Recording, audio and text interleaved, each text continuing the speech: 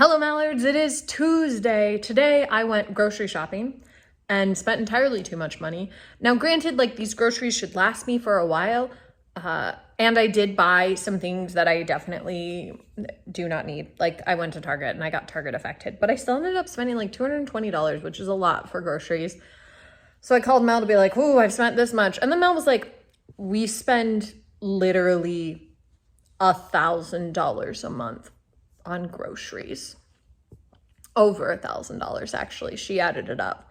So groceries are just expensive, y'all.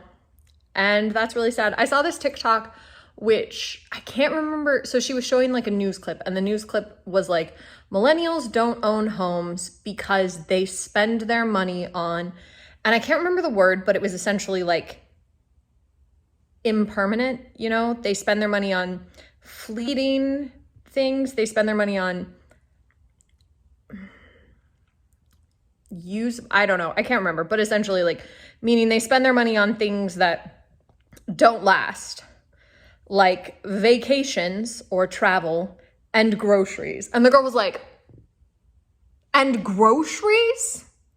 You put groceries in this list? Also, you just said in a news broadcast that millennials don't own homes because they need to buy groceries? And people wonder why people my age and younger think there's something wrong with the world. Anyway, did that, went and worked at the Fringe offices for a while, came back, hung out with Kenny, watched some Young Justice, did some work, and now I've decided I am watching a film. So I'm about to watch Roleplay, an Amazon Prime original that just looks like a funny little comedy, like an action comedy. And I'll get back to you when it's over about what I thought. All right, so I finished watching Roleplay, and it was actually much more action than I had anticipated it being. Yeah, I would say it was action first, and then a romance, and then maybe like comedy in the lowest tier.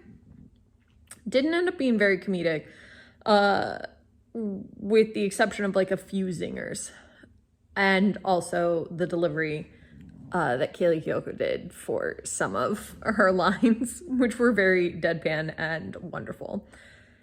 But it's a really cute little romance story about a guy who finds out his wife is an assassin and decides that he loves her anyway, and he's gonna go help her, which was adorable.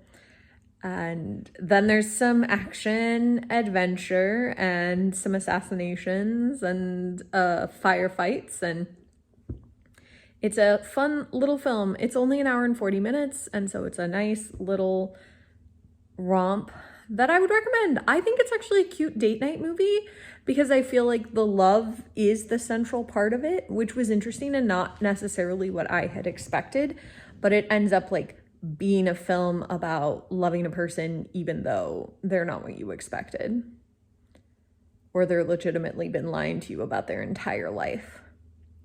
I don't really understand how that works. Some of you romantic people will have to tell me.